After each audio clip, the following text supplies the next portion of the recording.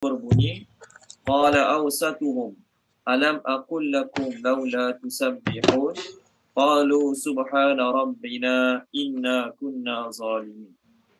Qala telah berkata awsatuhum, orang yang paling adil di kalangan mereka. Awsatuhum, orang yang paling adil di kalangan mereka. Itu terjemah awsatuhum. Okay? The best among them. Word terjemah yang itulah, the best among them. Alam, adakah tidak? Alam, adakah tidak? Aqul lakum, aku kabarkan, aku khabarkan, aku beritahukan, dua-dua boleh.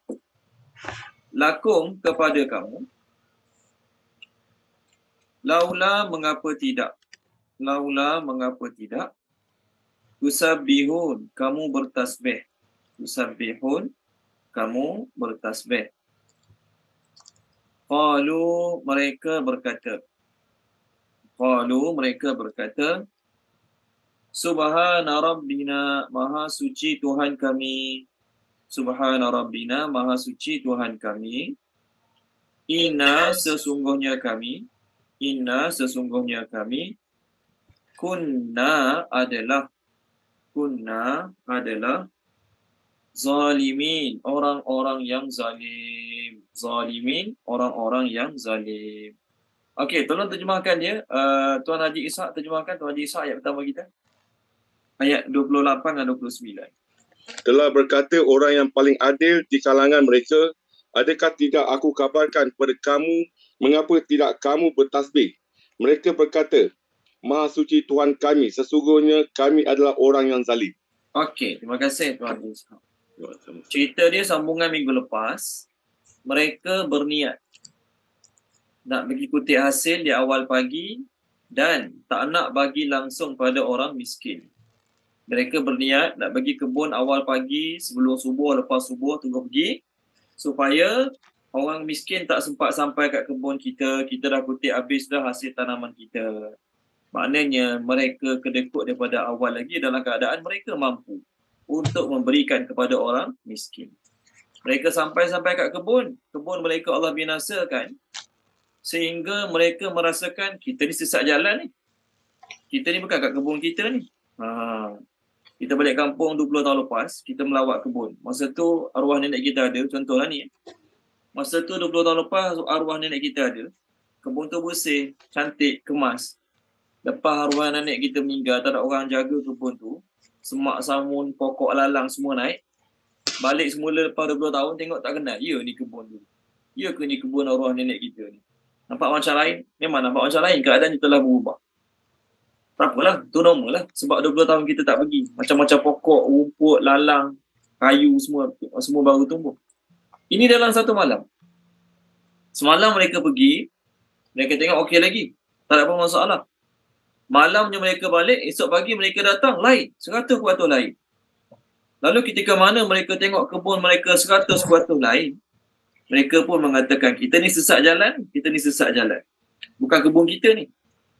Maka, ada di kalangan mereka mengatakan, dia ni kebun kita. Sebab kita hari-hari datang kebun yang sama, tak mungkin kita sesat jalan. Bahkan, bal nahnu mahrumun. Ayat terakhir kita minggu lepas. Bahkan, kita telah terhalang. Nahnu mahrumun maksudnya, kita telah terhalang daripada mendapat manfaat di kebun ini. Kita telah terhalang daripada mendapat manfaat di kebun ini. Itu masuk bal nahnu mahrumun. Lalu orang yang paling adil, maksudnya mereka sama-sama kedekut. Mereka sama-sama berpakat tak nak bagi pada orang miskin. Tapi di kalangan yang jahat-jahat itu adalah baik sikit. Maksudnya mereka di kalangan mereka itu adalah yang paling baik sikit, awsat kan. Dia mengatakan, bukankah aku dah nasihat kamu dulu? Patutnya kamu kena bertasbih memuji Allah. Maksud bertasbih memuji Allah kat sini bukan sekadar sebut subhanallah. Kalau seorang yang ada kebun tadi, dia sebut subhanallah, tapi dia kedekut tak bayar zakat. Dia sebut subhanallah, dia tak nak bagi makan kepada orang miskin. Adakah tu maknanya cukup memadai? Tak. Maksud bertasbih kat sini, adakah kamu tidak mahu menunaikan hak-hak Allah? Itu maksud dia. Jelas kan? Kalau terjemah bertasbih saja, Contohlah, mereka ni Allah Ta'ala larang mereka dapat hasil tanaman sebab mereka kedekut. Tak nak bayar zakat. Tak nak keluarkan sikit pun pada hasil tanaman untuk bagi pada orang miskin.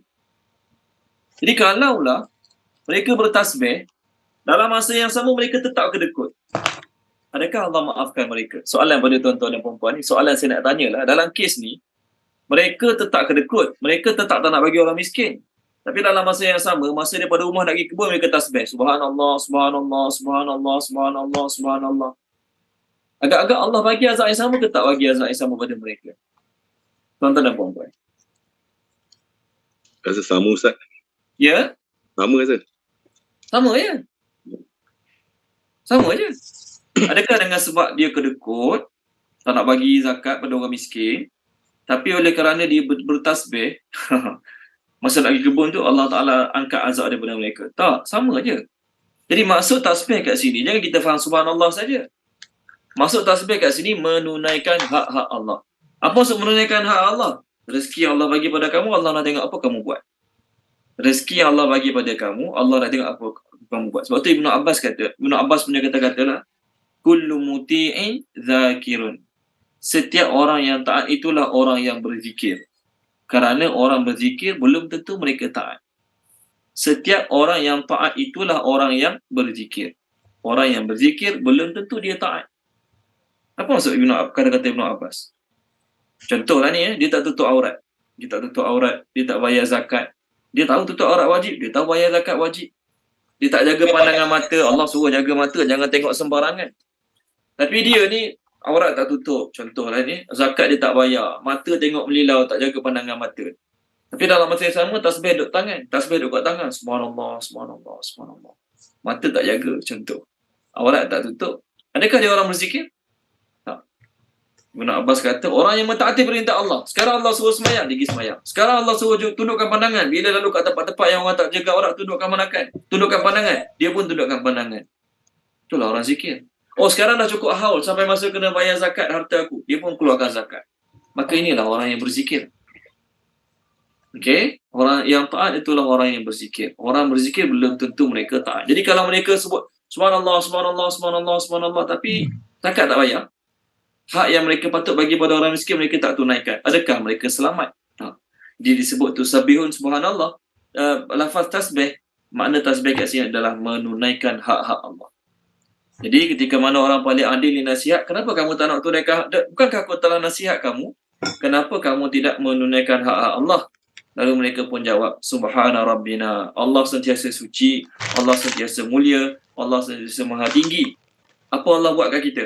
Allah tarik nikmat kita satu malam. Allah binasakan kebun kita dalam satu malam. Allah tidak pernah zalim. Allah tidak pernah zalim. Bahkan inna kunna zalimin. Bahkan kamilah, kitalah orang-orang yang zalim. Maknanya mereka ni Islam ke bukan? Mereka ni Islam. Mereka ni beriman pada Allah. Beriman pada Allah. Itu apa kesalahan mereka kat sini? Kesalahan mereka kat sini adalah berniat daripada awal tak nak bayar zakat. Berniat daripada awal nak kedekut, tak nak bagi sikit pun hasil tanaman mereka pada orang-orang miskin. Okey, baik, seterusnya. Ayat 30 dengan ayat 31. Faham ke? Sambung untuk sahabat-sahabat baru masuk, sorry. Kita sekarang page 565 surah Al-Qalam. 565 surah Al-Qalam. Faham ke? Aqbala menghadap. Saling menghadap. Ba'duhum sebahagian mereka ala kepada ba'din sebahagian yang lain yatalawamun saling mencela. Mencela lah senang, tapi orang putih terjemah blaming each other. So, salah kawan tu salah kawan ni. Terjemah yatalawamun saling mencela. Sebab engkau lah ni. Caca sebab lah masa tu. Terjemah yatalawamun saling mencela. Maksud saling mencela tu menyalahkan antara satu sama lain. Okey, teruskan lagi lah. Qalu mereka berkata, ya wailana, alangkah celakanya kami. Ya wailana tu maksudnya nasib tidak baik bagi kami lah. Ya wailana tu maksudnya nasib tidak baik bagi kami. Terjemah ya wailana, alangkah celakanya kami boleh juga. Wailul likulli humadatil lumazah. Wailun lah tu. Kecelakaanlah bagi pengumpat dan pencela. Ya wailana, woe to us. Alangkah celakanya kami. Inna sesungguhnya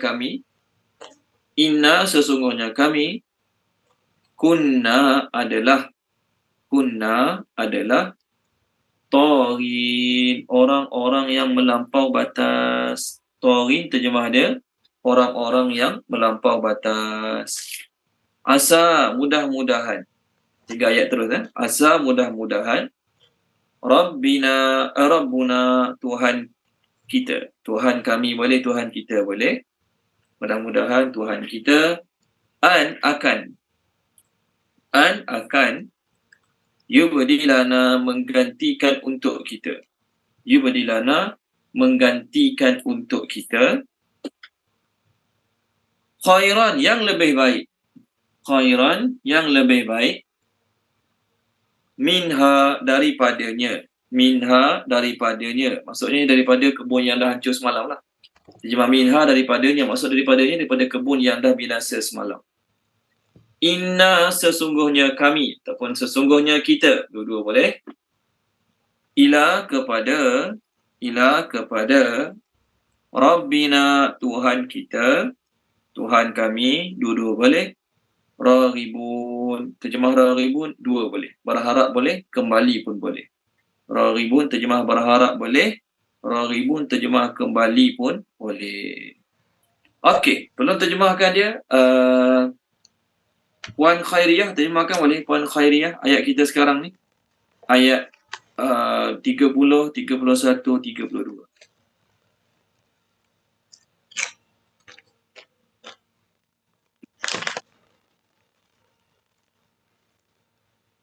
Maka sebahagian menghadap sebahagian mereka maka saling menghadap sebahagian mereka kepada sebahagian yang lain, saling mencela. Mereka berkata, alangkah celakanya kami. Sesungguhnya kami adalah orang yang melampaui batas. Mudah-mudahan Tuhan kami akan menggantikan untuk kami yang lebih baik daripadanya. Sesungguhnya kami kembali kepada Tuhan kami. Okey, terima kasih Puan Khairiyah. Jadi, bila dia tengok kebun dah hancur, maka masing-masing mula menyalahkan satu sama lain. Walhal semua tahu yang hancurkan kebun tu Allah. Yang binasakan kebun mereka tu Allah. Tapi kenapa mereka saling menyalahkan satu sama lain? Kerana masa kita berniat, masa kita ramai-ramai berpakat untuk tak nak bagi pada orang miskin, kenapa kamu tak tegur?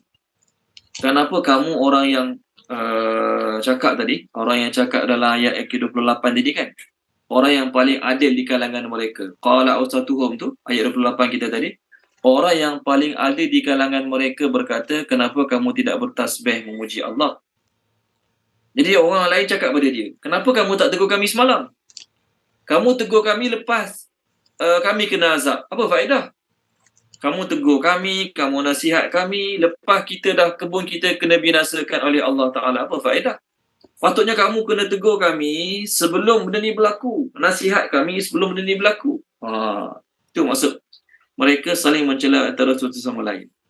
Biasa, lumrah, bila satu projek gagal, maka semua yang terlibat akan saling menyalahkan satu sama lain. Sebab engkau lah, awak cadang macam ni, awak show macam ni, awak suruh macam ni.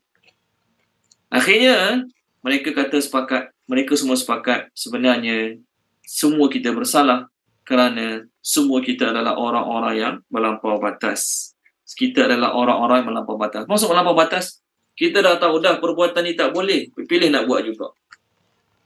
Kita dah tahu dah bila dapat hasil tanaman kena bayar zakat. Kita dah tahu dah bila dapat hasil tanaman kena bagi pada orang miskin. Tapi sengaja tak nak buat. Memilih untuk tak nak buat, itulah maksud melampau batas. Mereka semua setuju, kesalahan ni bukan kesalahan setengah pihak, bukan kesalahan sebahagian, tapi kita semua tahu ni tak boleh, tapi tetap nak buat juga. Okey?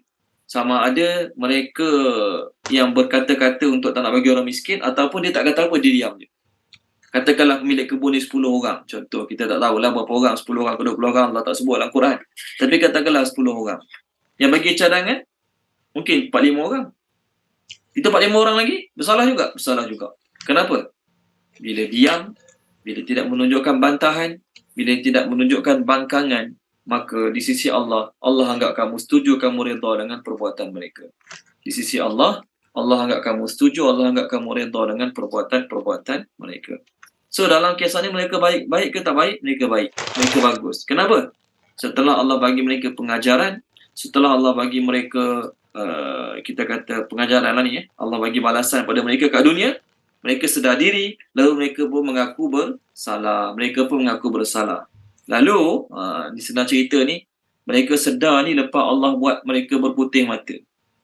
Allah buat mereka berputih mata, mereka akhirnya sedar diri, lalu mereka berkata, mudah-mudahan akan datang Allah menggantikan untuk kita yang lagi baik pada ni. Mudah-mudahan akan datang Allah gantikan untuk kita lagi baik pada ni, dan kita satu masa nanti kita akan kembali pada Allah. Sama ada benda ni berlaku pada kita ataupun tak berlaku pada kita, kita tetap kembali pada Allah. So bila Allah jadikan perkara ini berlaku pada kita masa kita masih hidup, apa tujuan dia? Apa kelebihan dia? Kita sedar kesilapan kita kat dunia sebelum kita mati, dan kita dapat ubahnya sebelum kita mati. Kalau Allah matikan kita dalam keadaan kita tak dapat berubah, macam mana nasib kita kat akhirat kelak? Macam mana nasib kita kat akhirat kelak?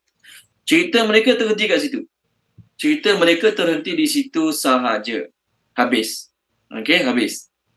Tapi dalam tafsir mengatakan akhirnya mereka ni, ada sebahagian mengatakan tempat tinggal mereka di Yaman. Ada sebahagian mengatakan di Taif. Akhirnya Allah Ta'ala jadikan kampung mereka, Allah jadikan tanaman-tanaman mereka mula subur kembali. Dan setelah beberapa tahun, mereka dapat hasilnya semula. Setelah beberapa tahun, mereka dapat hasilnya semula. Okey, jadi syukurlah mereka diberi pengajaran kat dunia dan mereka berubah kat dunia ni lagi. Baik untuk mereka, baik untuk mereka. Kerana apa? Dalam surah ni Allah di hujung-hujung Allah puji mereka. Di hujung-hujung Allah puji mereka, maksudnya mereka sedar diri, mereka tahu mereka zalim, mereka tahu mereka melampau batas dan mereka berdoa pada Allah, mereka berhajat pada Allah. Ayat 32 tu, mudah-mudahan Allah akan gantikan untuk kita yang lebih baik. Kita pun sama, kalau kita kehilangan sesuatu, sama ada sebab dosa maksiat kita ke ataupun bukan sebab dosa maksiat kita, apa doa yang Nabi SAW ajar kita? Satu hari Ummu Salamah radhiyallahu anha berkata, setelah Ummu Salamah radhiyallahu anha berkata, setelah suamiku Abu Salamah meninggal dunia, okey, Rasulullah SAW telah ajarkanku satu doa. Allahumma ajurni fi musibati wa khuluf li khairan minha. Ya Allah, berilah aku ganjaran pada musibah aku ini dan gantikanlah untuk aku yang lagi baik padanya. Masa tu suami dia Abu Salamah meninggal dunia. Bila dia ajarkan doa tu pada dia pun katalah pada Rasulullah. Dia kata, mana ada orang lagi baik pada Abu Salamah? Nampak isteri yang baik ni lepas suami dia meninggal. Rasulullah ajar dia satu doa, dia pun kata, mana ada orang lagi baik pada Abu Salamah? Rasulullah ajar juga dia doa tu. Dia baca-baca, akhirnya Allah gantikan suami dia dengan Rasulullah SAW. Jadi kita kehilangan seseorang, kehilangan sesuatu, kehilangan duit, kucing mati, contohlah. Apa lagi? Hilang kereta, hilang motor, hilang jam tangan. Pertama, kita doa pada Allah agar Allah bagi ganjaran terhadap musibah kita dapat. Musibah tak? Musibah. Kita hilang duit banyak, hilang jam tangan, kematian anak, kematian suami, kematian isteri, kematian mak ayah, tak boleh dah ganti balik kan? Maksudnya, ujian-ujian Allah bagi pada kita, kita baca doa, Allahumma jurni fi musibati wa khuluf li khairan minha. Ya Allah, berikanlah ganjaran pada musibah yang kau bagi pada aku ni, dan gantikanlah untuk aku yang lagi baik daripadanya. Allah nak ganti lagi baik itu kat dunia boleh? Allah nak ganti lagi baik itu kat akhirat pun boleh. Tak jadi masalah pun. Okey? Seterusnya, untuk sahabat-sahabat baru masuk, kita sekarang muka surat 565. Muka surat 565 ayat yang ke-33 pula. Kadzalika seperti itulah. Sambung kadzalika seperti itulah. Al-azab, azab. Terjemah al-azab, azab lah. Wa dan la benar-benar Azabul akhirah, azab di akhirat. Azabul akhirah, azab di akhirat. Akbar, lebih besar. Akbar, lebih besar. Lau, jikalau. Mereka itu. Mereka itu. Ya'lamun, mengetahui. Ya'lamun, mengetahui. Dr. Azizah, Tan Wajah boleh Dr. Azizah? Mari kita sekarang. Bismillahirrahmanirrahim. Seperti itulah azab, sesungguhnya azab akhirat lebih besar jika mereka mengetahui. Okey, baik. Terima kasih Dr. Azizah. Jadi Allah kata pada kita dalam surah Al-Qalam ni mengenai kisah pemilik-pemilik kebun, maka Allah kata begitulah azab kat dunia ni. Maksudnya kat dunia ni Allah Ta'ala boleh ambil ataupun Allah Ta'ala boleh binasakan apa saja yang ada pada kita dalam masa satu malam. Sama ada Allah Ta'ala timpakan pada kita untuk menaikkan darjat kita, ataupun Allah Ta'ala timpakan pada kita untuk memberi kita pahala pada hari, untuk memberi kita mengampun dosa-dosa kita. Maka Allah kata kat dunia ni kena azab, dia punya pedih, dia punya sedih, dia punya kecewa, dia punya sedih lah biasanya. Sekejap je. Kita pernah mengalami kematian. Maksud saya, kematian orang terdekat. Kematian mak ayah ke, kematian tok nenek ke, pasangan ke. Sedih tak? Sedih. Mana ada orang tak sedih? Tapi kesedihan kita tu berakhir tak? Satu masa kita akan lupakan. Satu masa kita dah sibuk dengan kerjaya kita dah sibuk dengan orang sekeliling kita dah lupakan. Contohlah, arwah mak kita meninggal 20 tahun lepas. Teringat tu kadang-kadang sedih lah juga. Kadang-kadang teringat sedih lah juga. Tapi tak adalah kata sedih setiap masa, tak berhenti sedih, tak lalu makan, tak pergi kerja, nak pergi cuti pun tak lalu, tak adalah macam tu. Maknanya kesedihan kat dunia, kekecewaan kat dunia ni ada tempoh limit dia. Tapi kat akhirat, bila Allah masukkan dalam neraka, seseorang tu dalam neraka, na'udzubillah min zalik, tidak akan berakhir dia punya siksaan dia. Okay, ni doa yang saya share tadi, yang saya sebut tadi. Okay. Ya. Doa ditimpa musibah.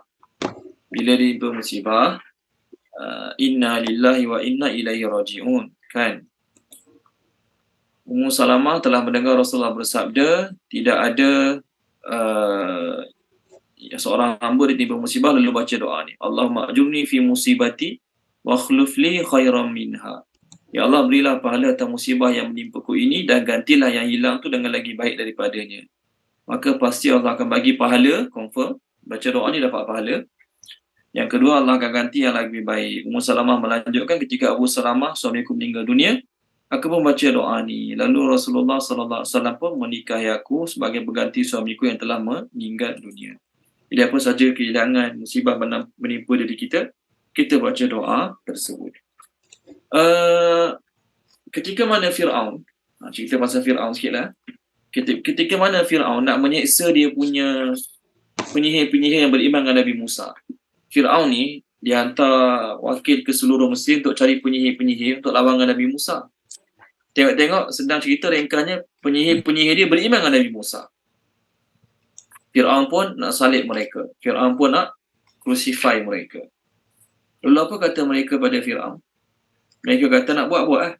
Kamu hanya memutuskan kat dunia ni sahaja. Kena seksa kat dunia ni je. Tengok muka surat 316. 316, tolong baca dia, Puan Rosimah Kasim, tolong baca boleh, muka surat 316. Nak ceritanya, penyihir-penyihir Fir'aun ni hebat tak hebat? Fir'aun warning ataupun memberi ancaman nak binasakan mereka. Mereka kata buatlah nak buat pun, kau boleh buat kat dunia ni je. Okey, muka surat 316 ayat 71 dengan 72. Tak apalah, ayat 70 dulu. 70, 71, 72. Boleh, Puan? Bismillahirrahmanirrahim. Lalu para tukang sihir itu menunduk bersujud seraya berkata, kami percaya kepada Tuhannya Harun dan Musa. Dia Fir'aun berkata, adakah kamu telah beriman pada Musa sebelum aku memberi izin padamu? Sesungguhnya dia itu pemimpinmu yang mengajar sihir kepadamu. Sesungguhnya akan kupotong tangan dan kakimu secara bersilang. Dan sesungguhnya akan aku salib kamu pada pangkal pohon kurma, dan sesungguhnya kamu pasti akan mengetahui sesiapa di antara kita yang lebih pedih dan lebih kekal azabnya. Mereka para tukang sihir berkata, kami tidak akan tunduk kepadamu atas bukti-bukti yang nyata yang telah datang kepada kami dan Allah yang telah menciptakan kami. Maka putuskanlah yang hendak engkau putuskan. Sesungguhnya engkau hanya dapat memutuskan pada kehidupan di dunia ini. Okey, terima kasih Puan Rasimah. Nak buat apa, buatlah. Kau hanya mampu buat keputusan kat dunia ni je. Kami terseksa, kami sengsara, kami sakit, sekejap lah. Bila mati habis lah benda tu. Tapi kat akhirat, kalau kena azab Allah kat akhirat, everlast. Apa terjemah? Everlasting. Tolong terjemahkan dia, Puan Salmah Kasim, tolong terjemah balik Puan Salmah Kasim. Muka surat 321. 321 ayat 127. 321 ayat 127.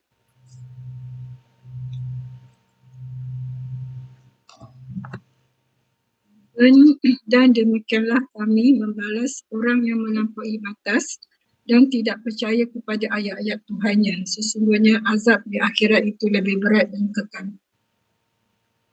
Okay, terima kasih Puan Salma Kasim. Azab di akhirat lebih berat ataupun lebih dahsyat, more severe and everlasting, lebih kekal. Ke akhirat nanti Allah Ta'ala akan ambil kematian. Allah Ta'ala akan buat dalam bentuk seekor kibas. Kematian tu, maut ni, kematian, Allah Ta'ala akan jelmakan dalam bentuk seekor kibas, kambing, biri-biri. Lalu disembelih. Kambing tersebut disembelih.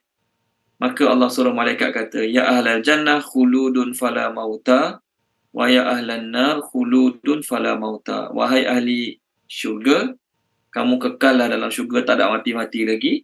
Wahai ahli neraka, kamu kekallah dalam neraka, tak ada mati-mati lagi. Kat dunia, sesengsara mana pun hidup seseorang tu, sesusah mana pun hidup seseorang tu, bila mati berakhirlah kesengsaraan dia di dunia ni.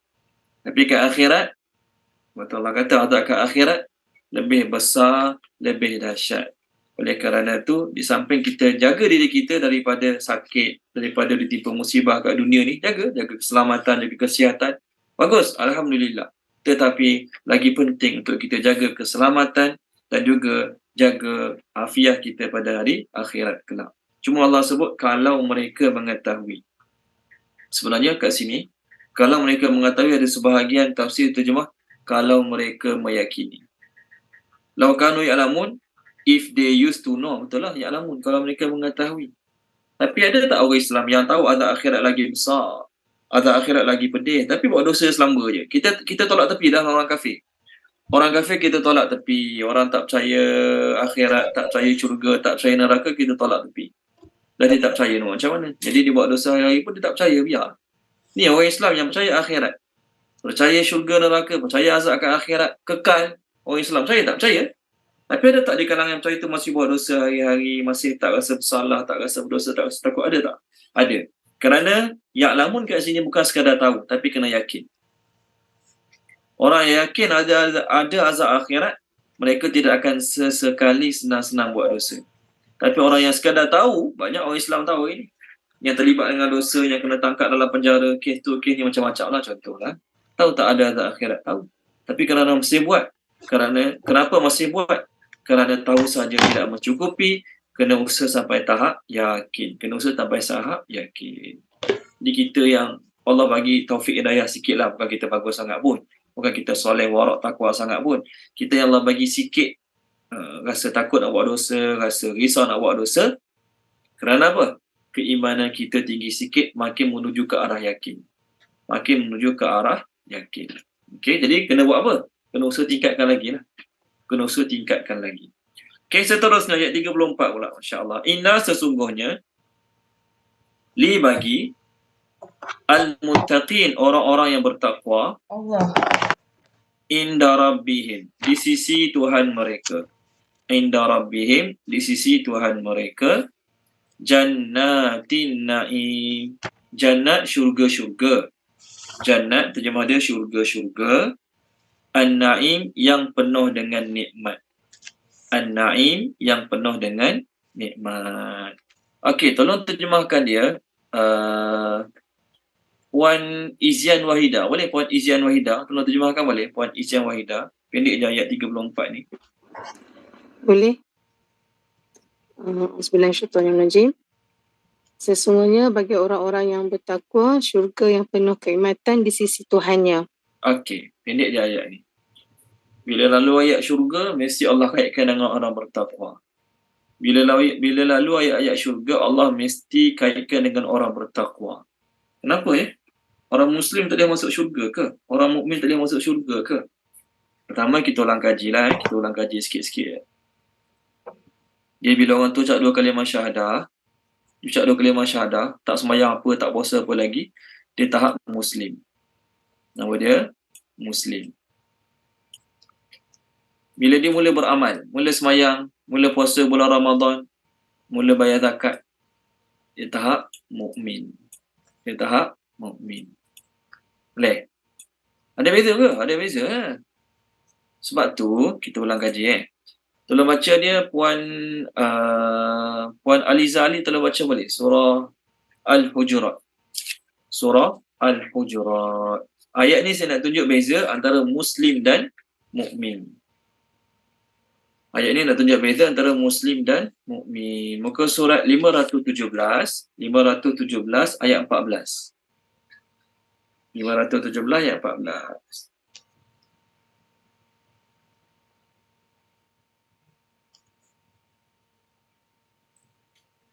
Bismillahirrahmanirrahim. Orang-orang Arab Badui berkata, kami telah beriman. Katakanlah kepada mereka, kamu belum beriman, tetapi ucapkanlah, kami telah tunduk Islam, kerana iman belum masuk ke dalam hatimu. Dan jika kamu taat kepada Allah dan Rasulnya, dia tidak akan mengurangi sedikit pun pahala amalanmu. Sesungguhnya Allah Maha Pengampun lagi Maha Penyayang. Okey, terima kasih Puan Aliza. Sekumpulan Arab Badui jumpa Nabi mengucap 2 kalimah syahadah. Lepas ucap 2 kalimah syahadah, terus kata, kami orang mukmin. Maka Allah cakap kat Nabi, cakap pada mereka, kamu belum mukmin, cakap kami Muslim je dulu. Habis itu Ustaz tak boleh nak panggil mereka believers lah. Tak boleh panggil mereka believers? Boleh panggil mereka mukmin, boleh panggil mereka believers, tapi hakikat sebenarnya mereka baru Muslim. Contoh, sekolah tahfiz ni kita faham. Sekolah tahfiz ni adalah sekolah yang pelajar-pelajarnya menghafal Al-Quran. Jadi ada pelajar dah setahun, ada pelajar yang dah 2 tahun, ada pelajar dah 3 tahun kat sekolah tahfiz tersebut. Jadi yang dah setahun mungkin dia dah hafal 10 juzuk, yang dah 2 tahun mungkin 20 juzuk, yang 3 tahun mungkin dah dekat nak habis, dah 28-9 juzuk. Semua tu kita panggil belajar tahfiz. Okay? Ada pelajar baru masuk pagi tadi. Contohlah ni, pagi tadi pelajar tu baru masuk. Baru pendaftaran pagi tadi. Di sekarang lepas maghrib, dia belajarlah dengan pelajar-pelajar yang dah setahun, 2 tahun, 3 tahun. Okay? Ada orang luar datang, tanya dia, awak belajar tahfiz? Tanya budak baru masuk pagi tadi, dia belajar tahfiz. Berapa juzuk dah hafal? Saya belum hafal lagi. Tahfiz apa belum hafal lagi? Sekolah tahfiz patutnya kenalah menghafal. Ni pelajar tahfiz tapi tak hafal apa lagi tahfiz apa? Sepatutnya perkataan tahfiz tu kita guna pakaikan untuk orang menghafal Quran. Tapi dia tak hafal apa pun lagi. Kita panggil dia tahfiz tak? Satu sudut, yes, dia dah belajar tahfiz. Sebab dia dah daftar, dah masuk, dia belajar tahfiz. Hakikat, dia belum hafal apa-apa lagi. Hakikat sebenarnya dia tak layak panggil belajar tahfiz lagi sebab belum hafal apa-apa lagi. Contoh. Tapi dari sudut zahirnya, boleh tak atas kata dia belajar tahfiz? Ya, atas kata dia belajar tahfiz. Kalau pelajar sekolah tahfiz tu pelajar dia dapat allowance, dapat sumbangan, dia layak dapat juga. Sebab atas kata dia belajar tahfiz. Contoh. Sama lah juga. Bila orang tu masuk ucap 2 kalimah syahadah, dia mukmin, dia believers. Ya, dia believers. Tapi believers ni apa? Orang yang percaya dia buat sesuatu akan ada sesuatu ke akhirat. Itu believers. Kita percaya, kita solat isyak tadi, kita ada sesuatu ke akhirat. Kita baca Quran pagi tadi, walaupun kat dunia tak nampak apa-apa perubahan duniawi kita, tapi kita ada sesuatu ke akhirat.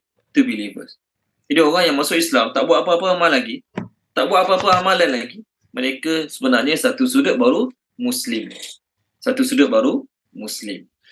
Lepas mereka beramal, barulah iman mula masuk dalam diri mereka. Mula jaga sembahyang, mula tutup aurat, mula bayar zakat, masa tu iman masuk dalam hati mereka. Okey, baik. Tinggi sikit pada mukmin dipanggil muttaqin. Tolong baca dia, Wan Zakia Ismail, tolong baca boleh? Muttaqin. Dia setiap kali lalu ayat takwa kita ulang kaji lah bab ni. Kita dah bincang sebelum ni. Surah Al-A'raf, Wan Nur Zakia, surah Al-A'raf, muka surat. Jadi kita nak bantuan Allah, nak keberkatan, tak cukup mukmin saja, kena bertakwa. Saya muka surat aja. Okey, muka surat 163, Puan Nur Zakia 163, ayat atas sekali.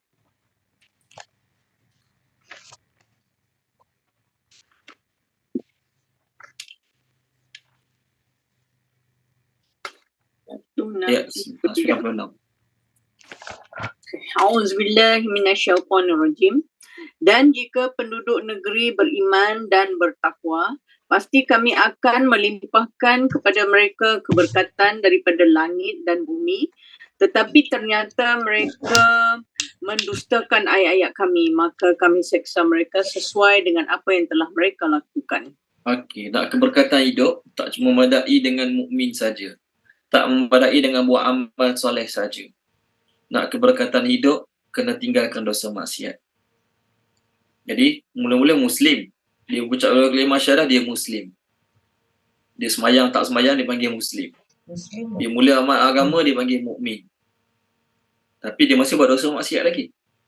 Dia semayang, dia puasa, tapi masih buat dosa maksiat lagi. Maksiat tak nak tinggal lagi. Tahu dah berdosa, buat juga contoh. Kerana apa? Dia belum capai tahap taqwa lagi. Sebab tu ayat yang Puan Zakia baca untuk kita tadi, kalaulah penduduk kampung tu beriman, maksudnya dia buat amal-amal apa yang Allah suruh buat, amalan-amalan Allah suruh buat, semua dia buat, wattaqwa dan bertakwa. Apa yang Allah larang, dia tinggalkan. Nescaya kami akan bukakan untuk mereka keberkatan yang banyak daripada langit dan bumi. Senang cerita, rezeki dia berkat, kehidupan dia berkat, duit dia berkat, tubuh badan dia berkat. So nak dapat tu kena buat apa? Di samping kena beramal apa Allah suruh beramal, kena jauhi apa yang Allah Ta'ala suruh jauhi. Okey. Ayat Quran kebanyakannya, saya tak kata semua, boleh katakan 95% ayat Quran, bila cerita tentang syurga, mesti Allah kaitkan dengan orang bertakwa.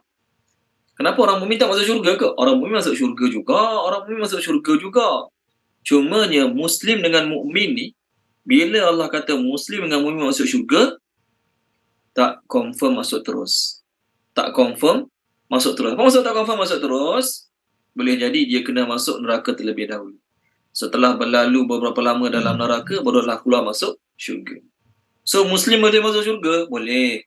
Mukmin boleh masuk syurga? Boleh. Muttaqin boleh masuk syurga? Boleh. Apa bezanya? Bezanya ialah hanya muttaqin sahaja, golongan yang lepas mati terus masuk syurga tanpa kena masuk neraka terlebih dahulu.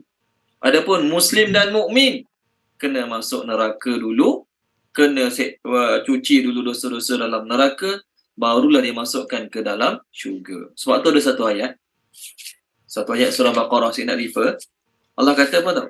Allah kata kat dunia ni orang kafir semua pandang rendah orang Muslim. Orang kafir selalu pandang rendah orang Muslim.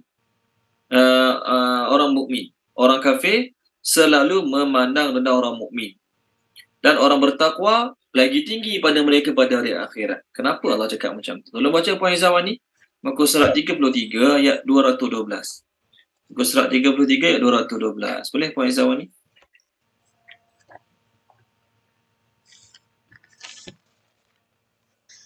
Bismillahirrahmanirrahim. Kehidupan di dunia dijadikan terasa indah pada pandangan orang-orang yang kafir dan mereka menghina orang-orang yang beriman. Walaupun orang-orang yang bertakwa itu berada di kedudukan yang lebih tinggi daripada mereka pada hari kiamat. Dan Allah memberi rezeki kepada orang yang dia kehendaki tanpa perhitungan. Okey. Terima kasih Puan Izawan. Tengok dalam ayat ni Allah bedakan Puan Izawan ni, Allah bedakan apa dia dalam ayat ni Puan Izawan? Apa dua golongan yang Allah bezakan dalam ayat ni? Bukan dua golongan, dua tahap, dua darjat Allah bezakan. Apa dia? Yang mula-mula tu orang kafir dan orang beriman. Yes. Yang kedua? Orang bertakwa. Dan orang kafir. Yes. Okay, itu jawapan dia. Kat dunia, okay, senang cerita macam ni. Kat dunia ni, orang kafir pandang rendah orang mukmin. Semua orang kafir dia pandang rendah orang mukmin sebab orang mukmin kebanyakannya miskin. Orang kafir kat dunia ni memandang rendah orang mukmin. Siapa? Believers lah. Tak kisahlah believers tu tahap dia mutakin ke, tahap dia muslim ke, tak kisah, tapi orang kafir pandang rendah. Tapi Allah kata kat akhirat nanti orang bertakwa lagi tinggi kedudukan pada orang kafir dari akhirat. Allah kata orang bertakwa lagi tinggi kedudukan pada orang kafir kat akhirat. Jelas kan? Soalan saya, kenapa Allah tak kata orang mukmin atau orang muslim lagi tinggi kedudukan pada orang kafir pada hari akhirat? Kenapa? Agak-agak kena berat. Siapa nak cuba jawab? Kenapa Allah tak kata orang muslim ataupun orang mukmin lagi tinggi kedudukan pada orang kafir kat hari akhirat? Kenapa? Agak-agak kenapa? Okay? Kat dunia, kan? Kat dunia, Allah kata, ini perbincangan kita tadi lah, orang tu muslim, tinggi sikit mukmin, tinggi sikit muttaqin. Muttaqin, bertakwa. Okay, muttaqina. Allah kata, orang kafir kat dunia ni saya tulis kafir lah ni, orang kafir, mereka memandang rendah orang mukmin. Tapi kat akhirat, orang muttaqin lagi tinggi pada orang kafir. Soalan saya, kenapa Allah tak kata orang kafir pandang rendah orang mukmin dan orang muslim kat dunia ni, sedangkan kat akhirat nanti mukmin dan muslim lagi tinggi pada orang kafir? Kenapa Allah tak cakap macam ni? Jawapan dia, kerana kat akhirat nanti orang mukmin dan orang muslim boleh sama-sama masuk neraka dengan orang kafir. Orang mukmin dengan orang muslim boleh sama-sama masuk neraka dengan orang kafir. Cumanya satu hari nanti orangnya akan keluarlah. Mukmin dengan muslim akan keluar pada neraka. Yang tak keluar-keluarnya orang kafir. Sebab tu Allah sebut, bila bagi akhirat, orang muttaqin confirm akan lagi tinggi kedudukannya pada orang kafir. Kenapa? Orang muttaqin confirm tak akan masuk neraka, dia terus masuk syurga Allah Subhanahu wa taala. Jadi kita nak dapat golongan yang terus masuk syurga Allah Ta'ala tanpa perlu masuk neraka terlebih dahulu, golongkanlah diri kita dengan amalan-amalan yang Allah Ta'ala akan kategorikan kita sebagai orang yang muttaqin. Okay, bila sampai ayat muttaqin, mungkin tuan-tuan boleh tulis kat Quran tuan-tuan dah. Mungkin boleh tulis kat Quran tuan-tuan. Banyak ciri-ciri muttaqin dalam Quran ni. Banyak ciri-ciri muttaqin dalam Quran. Tapi bila sampai yang muttaqin, satu ayat yang saya nak refer. Surah Ali Imran. Surah Ali Imran. Muka surat 67. Muka surat 67. Ayat 133 sampai 136. 133 sampai 136. Ni antara ciri-ciri muttaqin yang kita nak cuba usahakan dapat dalam diri kita. Bukan ni saja ciri-ciri dia. Banyak lagi lah. Tapi ni antara ciri-ciri yang banyak sikit Allah sebut dalam 4 ayat ini. Okey, tolong baca dia. Semua dah baca Ada yang belum ke? Ada saya tertinggal? Kalau ada saya tertinggal, beritahu. Saya semua dah baca dah. Oh, Puan Maisarah belum lagi Oh, sorry, Puan Maisarah. Tolong baca muka surat 67 ayat 133 sampai 136. Boleh tulislah kat Quran tuan-tuan. Ciri muttaqin, page 67. Ayat 133 sampai 136. Jadi bila jumpa ayat muttaqin je, kita terus refer ayat ni lain kali. Baca ni? Baca. Okey. 97, 133 sampai 136. Okey. Alhamdulillah minasyaitonirrajim. Dan bersegeralah kamu mencari ampunan dari Tuhanmu dan mendapatkan syurga yang luasnya seluas-luas langit dan bumi yang disediakan bagi orang-orang yang bertakwa, iaitu orang yang berinfak baik di waktu lapang maupun sempit, dan orang-orang yang menahan amarahnya dan memaafkan kesalahan orang lain, dan Allah mencintai orang yang berbuat kebaikan. 135. Dan juga orang-orang yang apabila mengerjakan perbuatan keji atau menzalimi diri sendiri, segera mengingat Allah lalu memohon ampunan atas dosa-dosanya. Dan siapa lagi yang dapat mengampuni dosa-dosa selain Allah, dan mereka tidak meneruskan perbuatan dosa itu sedang mereka mengetahui. Balasan bagi mereka ialah ampunan dari Tuhan mereka, dan syurga-syurga mengalir di bawahnya sungai-sungai. Mereka kekal di dalamnya, dan itulah sebaik-baik pahala bagi orang-orang yang beramal. Okey, terima kasih Puan Maisarah. Kita semua beramal. Tapi sebaik-baik pahala ni lah confirm masuk syurga kat akhirat tanpa kena masuk neraka terlebih dahulu. Tengok ayat pertama Allah sebut, syurga disediakan bagi orang bertakwa. Orang yang bertakwa. Pertama sekali dia takut nak buat syirik, kedua dia takut nak buat semua dosa. Sama ada dosa kecil, dosa besar, semua dia takut buat. Itu orang bertakwa. Sayyidina Umar Al-Khattab tanya Ubay bin Ka'ab, apa itu takwa? Ubay bin Ka'ab cakap pada Sayyidina Umar, takwa ni Tuan pernah lalu tak kat tempat banyak duri? Sayyidina Umar jawab, pernah. Apa yang Tuan buat bila lalu kat tempat banyak duri? Apa yang Tuan buat bila lalu kat tempat yang banyak duri? Maka Sayyidina Umar kata, saya akan jaga kaki saya, pelihara kaki saya daripada terpijak sebarang duri pun. Maka Ubay bin Ka'ab jawab, macam itulah takwa. Seseorang dia sungguh-sungguh jaga diri dia daripada melakukan satu dosa pun. Tapi kalau terpijak, macam mana? Kita memang sungguh-sungguh jaga diri kita, tak nak buat mana-mana dosa pun. Kecil ke besar semua tak nak buat. Tapi kalau terbuat, macam mana? Kalau terbuat, ayat 135 tu ajar kita. Jadi pertama, ciri bertakwa dalam ayat ni, dia suka sedekah infak. Waktu ulama kata, kedekut dengan takwa terduduk sekali. Saya bertakwa dalam masa sama saya kedekut. Oh, saya orang bertakwa, saya tak tengok maksiat, tak cakap maksiat, tak dengar maksiat. Tapi dalam masa sama saya kedekut. Tak boleh. Takwa dengan kedekut tak duduk sekali. Sebab apa? Ciri-ciri dia 1, 3, 4. Orang yang suka infak harta, baik masa prosperity ataupun adversity. Masa senang, masa susah, dia tak nak infak. Masa dia kaya, dia bagi lebih sikit. Masa dia duit tak banyak sangat, dia bagi sikit-sikit. Yang kedua, dia tahan marah. Dia mampu lepaskan marah pada isteri, pada anak-anak, pada pekerja bawahan, pada bibik. Tapi dia tak tahan. Dia mampu tahan marah dia. Itu hebat. Bukan sekadar tahan marah, dia boleh maafkan orang bawah dia. Yang ketiga, ciri keempat, yang ketiga lah. Ketiga. Bila dia buat kesalahan, dosa besar ke dosa kecil, dia tak tunggu lama. Orang Putih Timur apa? When they have commit fahishah or they wrong themselves, they immediately remember Allah, then they ask for forgiveness. Immediately tu yang nak. Kita semua buat dosa, ustaz ke, imam ke, siapa saja ke, hafal Quran ke, hafal hadis ke, tak boleh lari pada dosa. Kita bukan Nabi. Yang membezakan seorang bertakwa dengan tidak bertakwa adalah reaksi lepas buat dosa. Kalau kita lepas buat dosa, tak biarlah nantilah. Bulan Ramadan, bulan 3 nanti aku taubat, bulan Ramadan, bulan 3 nanti. Orang bertakwa buat dosa malam ni, tak lalu makan, tak boleh nak tidur, tak boleh nak buat apa selagi tak taubat pada Allah sungguh-sungguh. Itu orang bertakwa.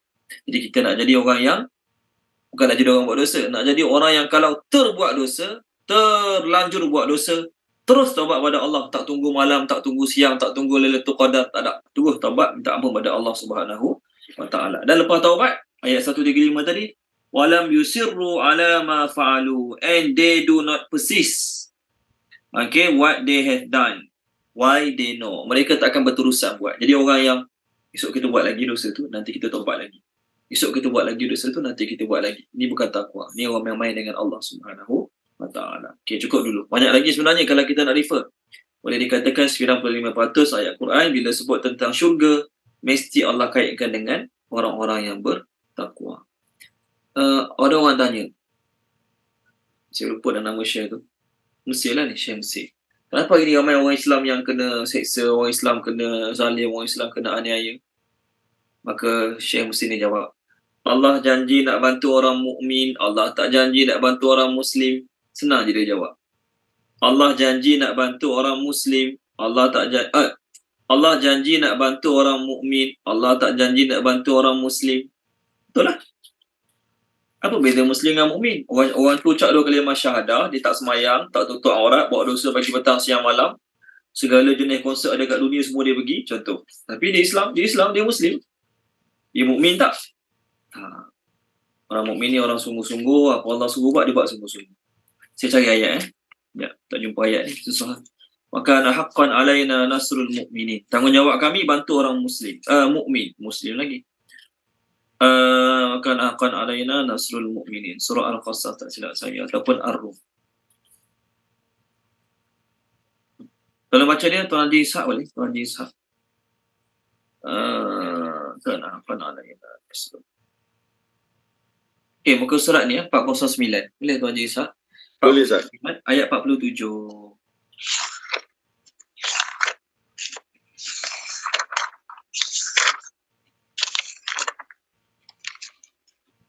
Dan sungguh kami telah mengutus sebelum engkau Muhammad beberapa orang rasul pada kaumnya. Mereka datang kepadanya dengan membawa keterangan-keterangan yang cukup. Lalu kami melakukan pembalasan terhadap orang-orang yang berdosa dan merupakan hak kami untuk menolong orang-orang yang beriman. Terima kasih Tuan Haji Ishak. And it was the right upon us.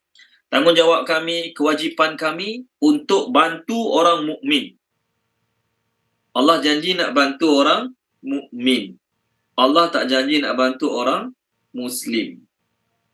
Mukmin siapa dia? Sungguh-sungguh jaga perintah Allah. Sungguh-sungguh buat apa Allah suruh buat. Tak nak tangguh-tangguh. Apa Allah suruh buat, terus buat. Itu mukmin. Orang Muslim, tak tengok orang lain lah. Mungkin tengok keliling kita pun dah ramai. Okey? Semayang tak semayang, patut tutup aurat, tak tutup aurat. Benda tu dah jelas haram. Orang kafir pergi, biarlah. Tempat tu, program tu haram. Banyak unsur-unsur haram. Yang pergi orang kafir, orang bukan Islam pergi, biarlah. Macam mana dah dia kafir kan?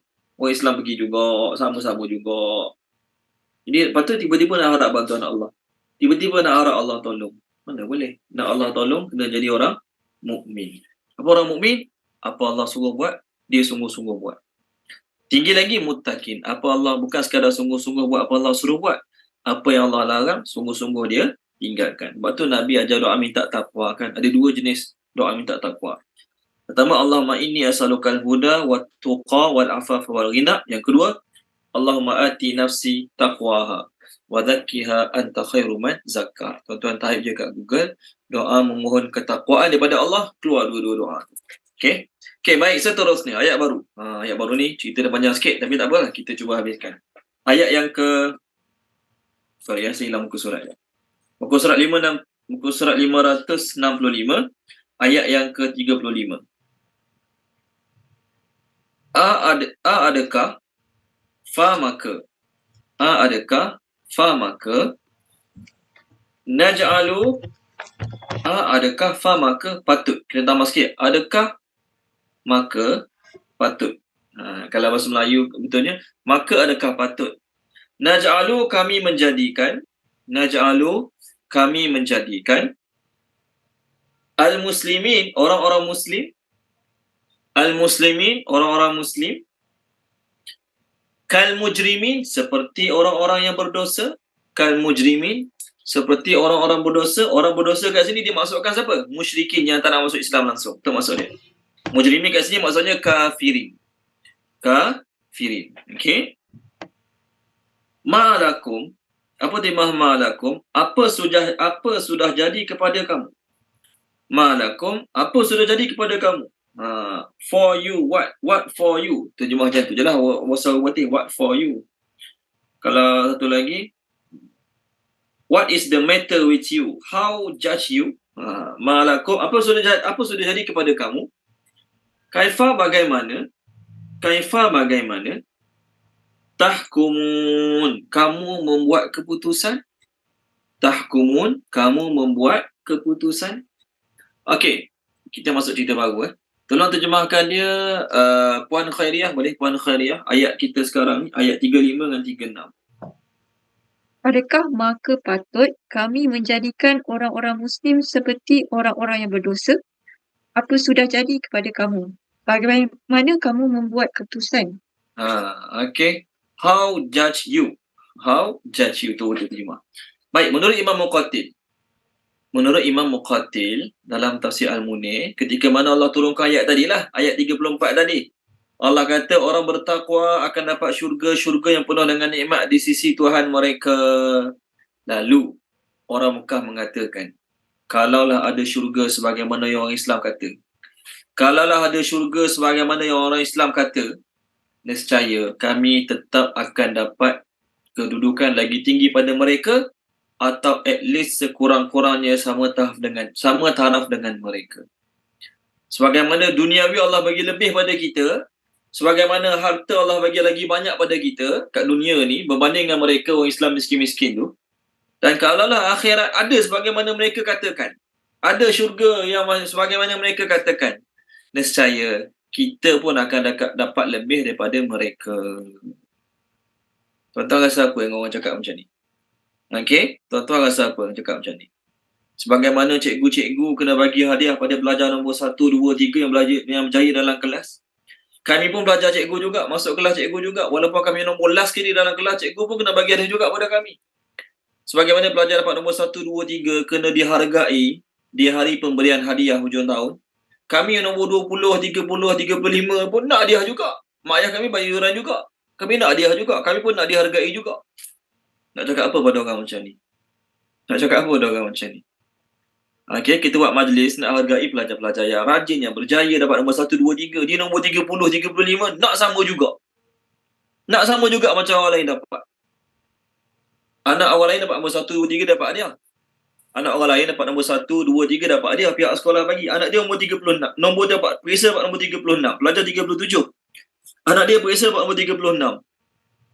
Bila anak dia tak dapat hadiah, dia marah cikgu. Kenapa cikgu ni tak adil?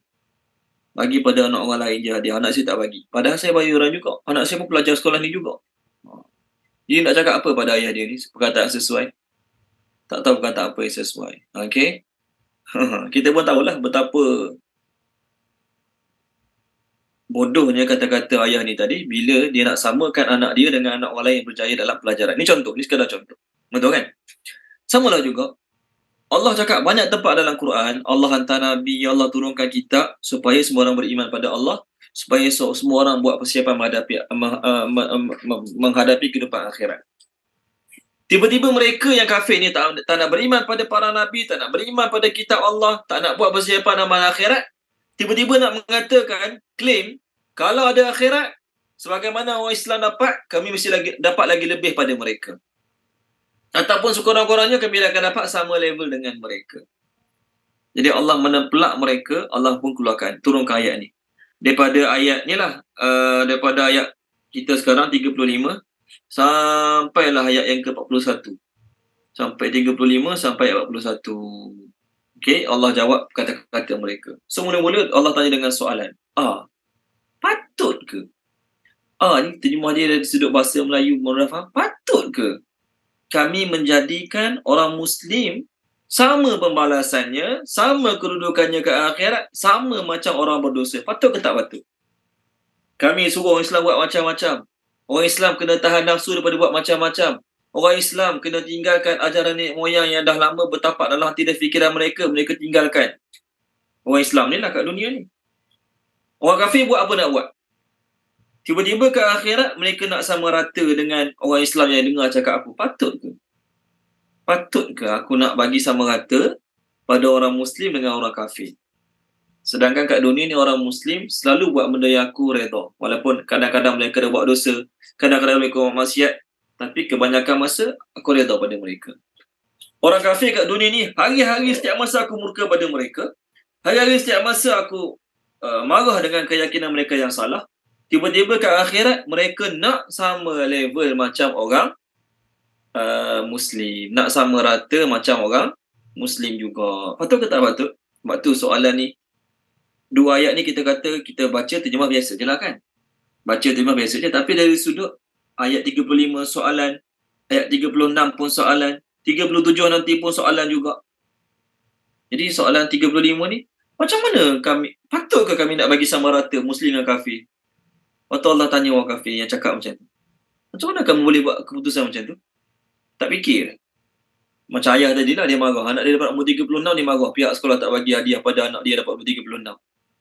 Dia guru besar datang, awak tak fikir ke? Tak ada otak ke cakap macam tu? Awak ni tak fikir langsung ke? Nak marah-marah pun fikirlah sikit. Kenapa cikgu tak bagi hadiah langsung pada anak awak? Macam tu.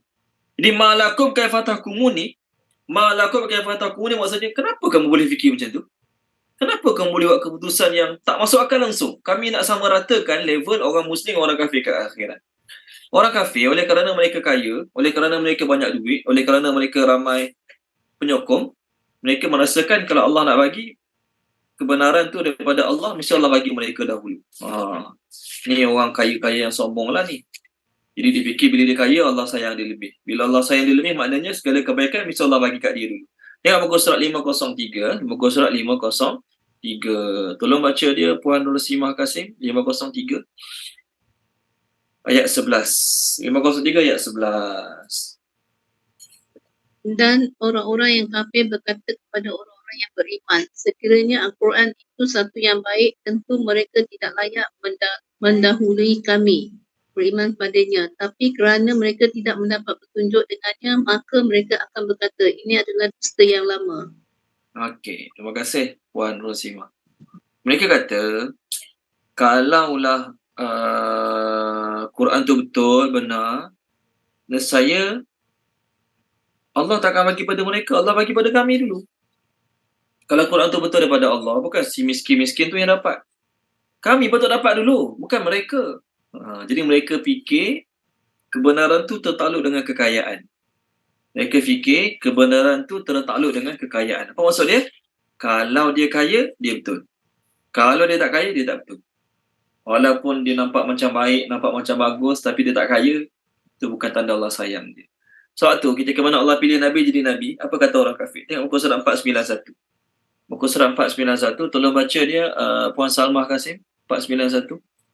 Ayat yang ke-31. Ni kebanyakan, bukan semualah, kebanyakan orang Cina kat Malaysia ni, dia fikir kaya tu betul. Tak kisah dia agama apa, tapi dia kaya, kita dengar cakap dia. Tapi kalau tak kaya, kita tak dengar cakap dia. Tolong baca, Puan Salmah Kasim, muka surat 491, ayat yang ke-31. Ada Puan Salmah?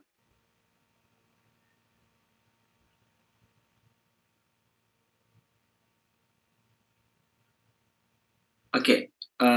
Dr. Azizah, tolong baca boleh Dr. Azizah? 491 ayat 31.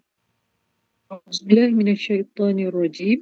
Dan mereka berkata, mengapa Al-Quran ini tidak diturunkan kepada seorang besar dari salah satu dua negeri, iaitu Mekah dan Taif ini? Okey. Terima kasih Dr. Azizah. Seorang kafir, dia kata apa? Kenapa Allah pilih Quran? Kenapa Allah pilih Quran? Kenapa Allah turunkan Quran pada lelaki miskin ni? Nabi Muhammad. Patutnya Allah nak bagi Quran, bagilah pada orang kaya. Sama ada orang kaya Mekah ataupun orang kaya Taif. Tak kisah. Sebab kami ni nak jadikan idola. Kami nak jadikan idola, nak jadikan apa lagi? Pemengaruh.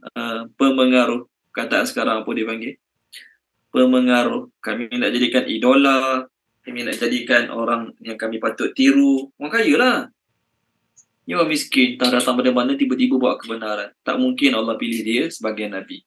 Kalau Allah nak pilih orang tu jadi Nabi, Allah mesti pilih orang kaya. Jadi mereka meletakkan kekayaan tu adalah tanda kebenaran. So bila dah ada macam ni dalam fikiran mereka, dalam hati mereka, bila dah ada macam ni dalam fikiran mereka, dalam hati mereka, maka mereka kata, kalaulah akhirat tu ada, nescaya kami akan dapat lagi tinggi pada mereka, ataupun kami dapat sama level macam mereka. Ini panggil apa ni? Satu hadis Nabi SAW bersabda, Al-Kayyisu man dana nafsahu wa amila lima ba'dal maut. Orang cerdik, Nabi kata, orang cerdik adalah orang yang menahan nafsu dia, kat dunia tahan nafsu dia, wa amila lima ba'dal maut, dan dia beramal untuk kehidupan selepas mati. Dia tahan nafsu nak buat dosa maksiat, dia tahan nafsu nak tidur lebih-lebih, dia tahan nafsu nak makan lebih-lebih. Bukan tak boleh makan, boleh makan lah kan. Tapi dia tahan nafsu bulan Ramadan, dia tahan nafsu tak terlalu kenyang. Dan dia buat persiapan untuk kehidupan selepas mati. Ini orang cerdik. Wal ajizu, lawan pada cerdik. Bahasa mudah dia panggil bodoh lah. Tapi sebahagian ulama terjemahkan wal ajizu tu orang yang lemah. Patutnya cerdik lawan dia bodoh lah kan.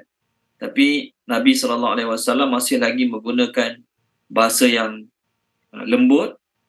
Nabi kata wal ajizu, iaitu orang yang lemah. Apa orang lemah? Siapa orang lemah? Orang yang man atsba'a nafsahu hawaha. Kat dunia ni apa nafsu dia nak buat, semua dia buat. Nafsu dia nak buat benda haram tu dia buat. Nafsu dia nak buat benda haram ni dia buat. Nafsu dia nak ambil daripada sumber yang haram dia ambil. Nafsu dia nak buat benda-benda Allah tak bagi dia buat. Tapi dalam masa yang sama, wa tamanna 'alallahil amani. Dalam masa yang sama dia berharapkan di sisi Allah kedudukan ataupun ganjaran yang baik. Okey? Ini hadis dia. Hadis riwayat daripada Hadis daripada kitab Riyadhus Shalihin daripada Imam Tirmizi, daripada Shaddad bin Aus radhiyallahu anhu. Ya, saya share kat skrin. Ni bagus terjemah dia ni. A wise man.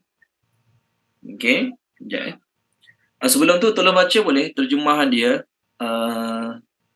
Puan Aliza Ali, tolong baca Puan Aliza Ali.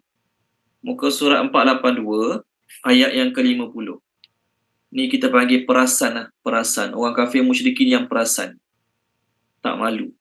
Muka surat 492 ayat 50. Perasan lah ni. Ustaz, 482 ke 492? 482. 482 kan? Ayat 50. 482 kan? Okay. Bismillahirrahmanirrahim. Dan jika kami memberikan kepadanya suatu rahmat daripada kami setelah ditimpa kesusahan, pastilah dia berkata, ini adalah hak aku dan aku tidak yakin bahawa hari kiamat itu akan terjadi. Dan jika aku kembali kepada Tuhanku, sesungguhnya aku akan memperolehi kebaikan di sisinya. Maka sesungguhnya akan kami beritahu kepada orang-orang kafir tentang apa yang telah mereka kerjakan dan akan kami timpakan kepada mereka azab yang berat. Okay, terima kasih Puan Aliza Ali. Betul lah Puan Aliza Ali kan? Yang baca siapa? Betul Ustaz. Okay. So, poin saya dalam ayat 50 ni, orang putih kata apa? And I think never the hour will establish. Aku rasa, orang kafir kata lah, aku rasa hari kiamat tak akan ada. Wala irji'tu ila rabbi indahu lal husna. And surely tu yang bagi tak malu tu.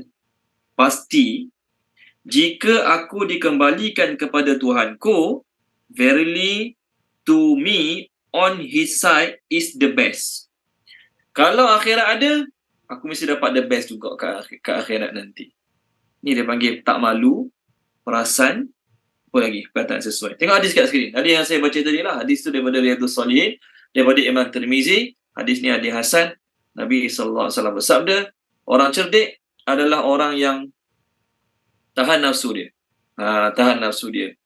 Refrains from doing evil deeds. Okay? And does noble deed to benefit him after death. Orang yang tahan nafsu kat dunia ni, tahan nafsu daripada buat benda haram, tahan nafsu sungguh-sungguh untuk buat benda baik. Tujuan dia untuk kehidupan selepas mati. Wal ajizu, the foolish person. Orang bodoh, orang lemah. Orang yang kat dunia ni apa nafsu dia nak buat, semua dia buat. Tapi dalam masa yang sama, dia berangan-angan nak dapat tempat baik di sisi Allah Subhanahu wa ta'ala. Samalah orang macam ni. Orang kafir lah ni. Orang kafir. Orang Islam ni juga ada juga. Orang Islam yang semayang tak apa tak, tiba-tiba ke akhirat, aku tunggumu di syurga. Banyak cantik. Okay. Tak kahwin lagi. Keluar hari-hari. Tak kahwin lagi pasangan tu. Keluar jumpa hari-hari. Tengok wayang, makan sama-sama. Dona. Lepas tu tiba-tiba seorang tu meninggal. Aku tunggumu di pintu syurga. Banyak cantik. Okay. Buat benda yang Allah tak redha hari-hari. Tapi aku tunggumu di pintu syurga. Contohlah ni orang Islam berlaku juga. Kita sekarang cerita pada orang kafir. Cerita pasal orang kafir. Tak prepare langsung untuk akhirat. Tak buat persiapan langsung untuk akhirat. Tapi dalam masa yang sama, nak dapat sama lagi tinggi ataupun sama level dengan orang Muslim pada hari akhirat. Sebab tu perkataan mereka, Allah cela mereka, malakum kaifa taqumun. Macam mana kamu boleh fikir macam tu? Macam mana kamu boleh berangan, kamu boleh perasan nak dapat macam tu kat akhirat? Tak fikir ke? Okay. Dalam ayat-ayat akan datang, saya tulis terus lah, takut saya lupa. Dalam ayat-ayat akan datang, Allah Ta'ala akan tanya mereka soalan-soalan menggunakan dalil akli dan nakli. Saya tulis ayat-ayat yang akan datang kita akan bincang ni, Allah Ta'ala akan tanya mereka menggunakan dalil-dalil akli dan juga nakli. Nun qaf lam ya. Dalil-dalil akli dan juga dalil-dalil nakli. Akli ni apa? Akal lah. Akal. Nakli ni, Melayu panggil nukil. Nakli ni, Melayu panggil dinukilkan. Bahasa Melayu panggil dinukilkan dalam sebuah hadis. Dinukilkan. Dia perkataan dinukilkan bahasa Melayu tu, kan? Saya tulis lebih kurang tadi, minta maaf banyak. Perkataan dinukilkan dalam bahasa Melayu tu, nun, kaf, lam, ambil pada sini. Jadi, dalil akli ni apa? Dalil logik akal. Dalil akli tu maksudnya dalil logik akal. Dalil logik akal. Tu dalil akli. Dalil nakli, Quran, hadis, ataupun kata-kata Allah dalam nama kitab lah.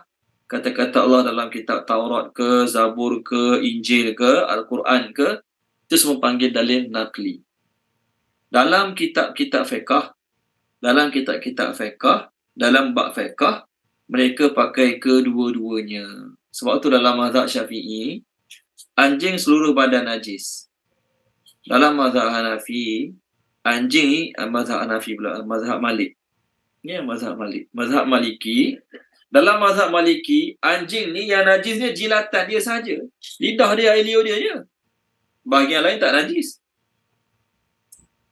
Boleh Dalam mazhab Syafi'i, seluruh badan anjing adalah najis.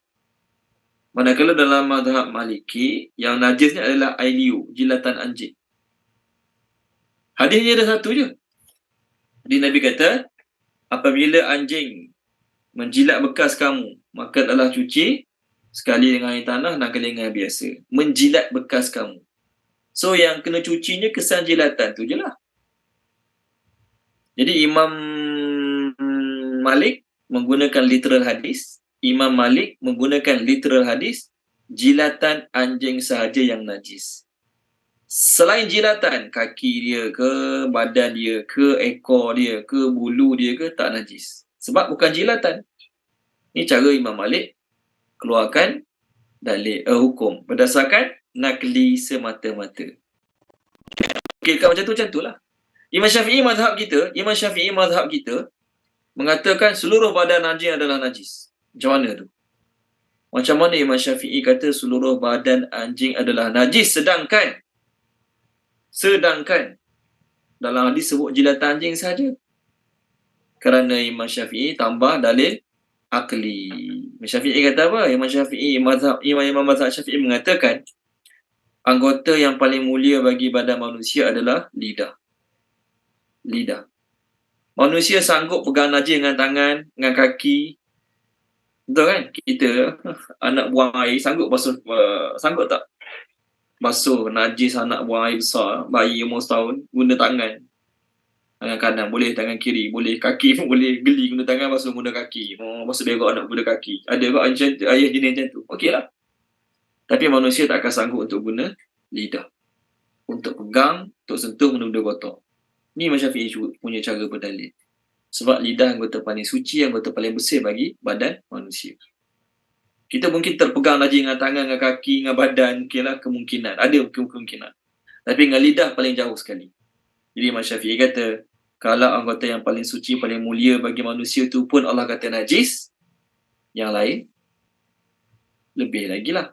Itu cara Imam Syafi'i berdalil. Jadi dalam mengeluarkan hukum fiqh, dalam mengeluarkan hukum fiqh, imam mazhab menggunakan kedua-dua dalil. Dalil akli mereka guna, dalil nakli mereka guna. Akli pun mereka guna, nakli pun mereka guna. Jelas lah? Sekarang ni saya minta tuan-tuan jelas dia dulu dalam bab akli dan nakli. Akli itu dalil logik akal. Nakli itu dinukilkan daripada Quran ataupun hadis ataupun kitab-kitab lain.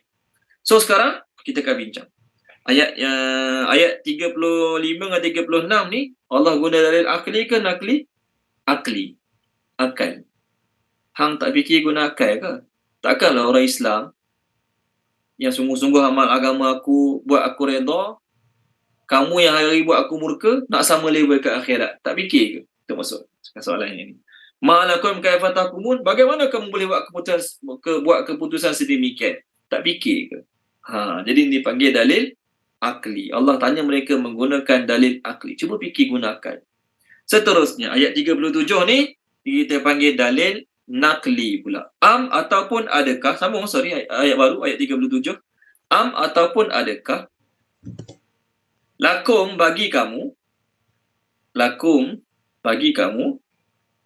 Kitabun, sebuah kitab. Kitabun, sebuah kitab. Fihi, yang di dalamnya. Fihi, yang di dalamnya. Dalam kitab tu lah. Tadrusun, kamu pelajari. Tadrusun, kamu pelajari. Inna, sesungguhnya. Tak sambung. Inna, sesungguhnya. Lakum, bagi kamu. Lakum, bagi kamu. Fihi, padanya. Pada kitab tu lah. Fihi, padanya. Pada kitab tu. La, benar-benar. Ma, apa yang. Ma, apa yang. Takhayyarun, kamu pilih. You choose. Takhayyarun, kamu pilih. Okey, tolong terjemahkan ayat baru kita. Puan Izian Wahidah boleh? Puan Izian Wahidah terjemahkan dua ayat 3738 ni. Bismillahirrahmanirrahim. Atau adakah bagi kamu sebuah kitab yang di dalamnya kamu pelajari? Sesungguhnya bagi kamu padanya benar-benar apa yang kamu pilih. Okey, terima kasih Puan Izian Wahidah. Apa maksud ayat ni? Sekarang Allah berpindah pada dalil naqli. Naqli. Maksud naqli ni dalil kitab. Quran ke hadis ke terpanggil dalil naqli. So tadi Allah tanya sebut guna dalil akli. Kebiasaan Allah menjawab orang-orang musyrikin Mekah menggunakan dalil akli. Dan Allah menjawab orang Yahudi dan Nasrani menggunakan dalil naqli. Sebab orang Yahudi dan Nasrani ada kitab. Mereka ada kitab. Taurat dan Injil. Sedangkan orang-orang musyrikin Mekah tak ada kitab. Jadi untuk orang tak ada kitab ni kena guna dalil akli. Tuan-tuan dan puan-puan, saya cerita sikit lah. Daripada ilmu dalil akli ni keluar ilmu falsafah. Ilmu falsafah. Zaman Nabi, ada tak Nabi ajar sifat 20 pada sahabat-sahabat? Wahai sahabat-sahabat, ikut Allah wujud, kidam, baqa, mukhalafatuhu lil hawadisi. Sifat 20 kita belajar kat sekolah rendah, sekolah agama dulu. Soalan saya, zaman Nabi ada tak? Soalan saya ni saya tanya soalan. Zaman Nabi ada ke tak ada Nabi ajar sahabat-sahabat sifat 20? Ada ke tak ada? Tuan-tuan dan puan-puan. Tak ada. Ya, puan zaman ni? Tak ada. Tak ada. Tak ada, yes, tak ada. Sebab tu kita akan dengar beberapa orang ustaz yang tak dibenarkan kebanyakannya tu mengajar kat Selangor. Ustaz-ustaz tu mengatakan sifat 20 bid'ah tak pernah diajar di zaman Nabi. Sifat 20 tu bid'ah tak pernah diajar di zaman Nabi. Alhamdulillah ustaz macam tu tak boleh mengajar kat Selangor. Tapi kesian boleh mengajar kat YouTube, kat Facebook Live. Ramai jugalah orang yang dengar cakap Allah ustaz macam tu. Sifat 20 tak pernah diajar zaman Nabi. Betul, 100% betul. Ilmu sifat 20 bukan ada pada zaman Nabi. Bila ilmu sifat 20 ni diajar? Bila orang Islam berhadapan dengan orang etis, orientalis yang menggunakan dalil logik akal semata-mata. Kita nak berhadapan dengan orang yang tak percaya kata-kata Allah, kata-kata Nabi. Macam mana nak cakap pada mereka Allah tu ada? Takkan kita pergi ke orang etis, orang orientalis. Tuan, Allah tu ada.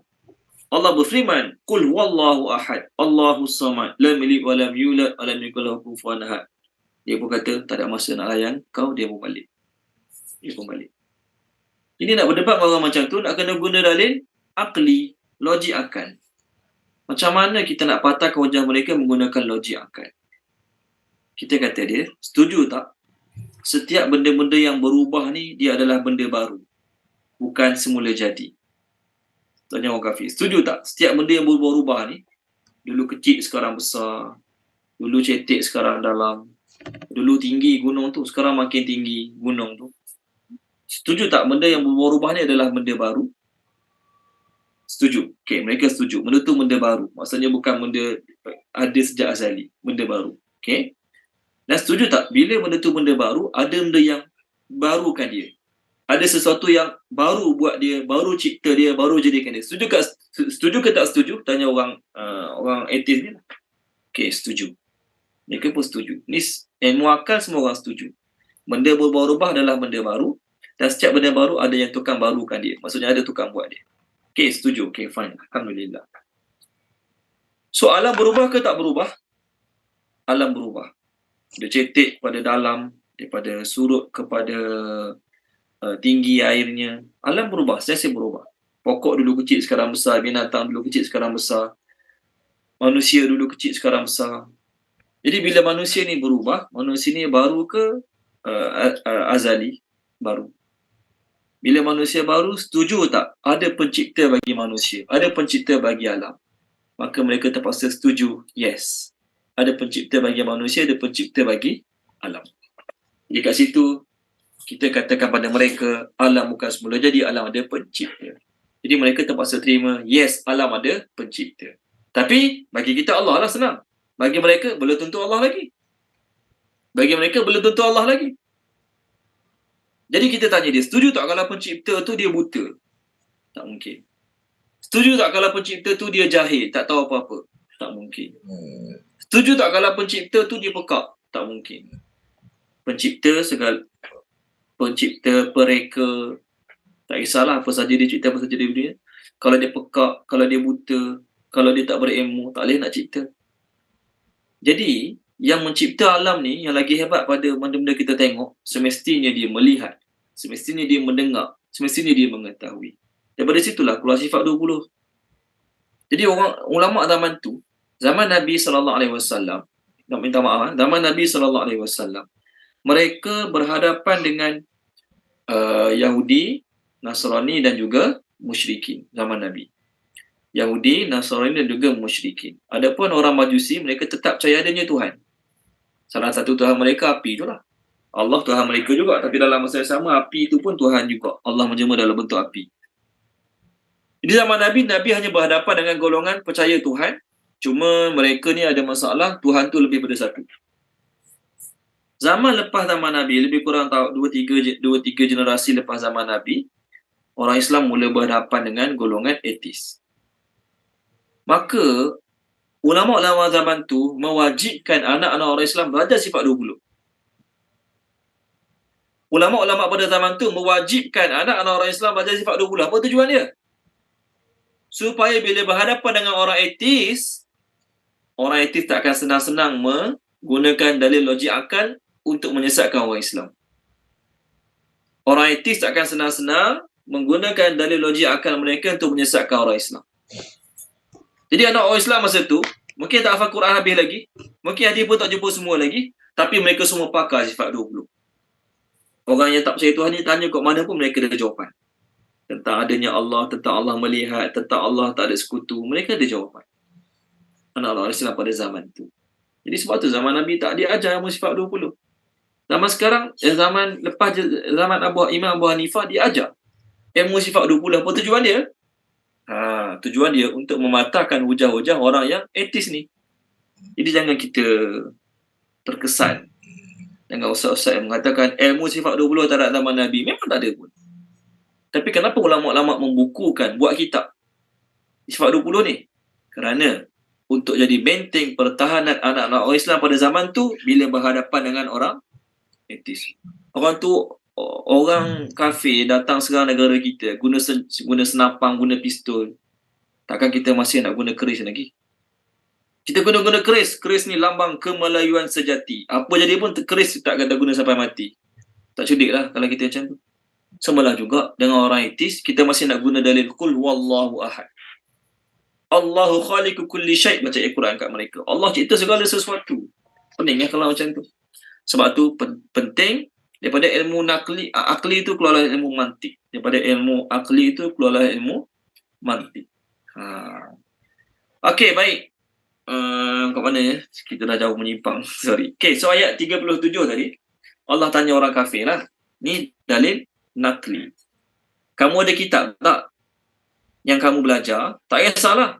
Bukan Quran pun tak apa. Taurat ke, Injil ke, Zabur ke, ataupun kamu ada helaian-helaian suhuf Ibrahim, helaian-helaian suhuf Musa, kalau ada, kamu ada kitab ke yang kamu pelajari, dan dalam kitab tersebut ada tulis khas untuk kamu orang Mekah, oleh kerana kamu kaya, oleh kerana kamu ada Kaabah, kamu kononnya mewarisi ajaran Nabi Ibrahim, khas untuk kamu, whatever you choose. Jadi ada tak mana-mana kitab kamu belajar? Maksudnya kitab tu aku yang turunkan lah, bukan orang reka, kitab aku turunkan.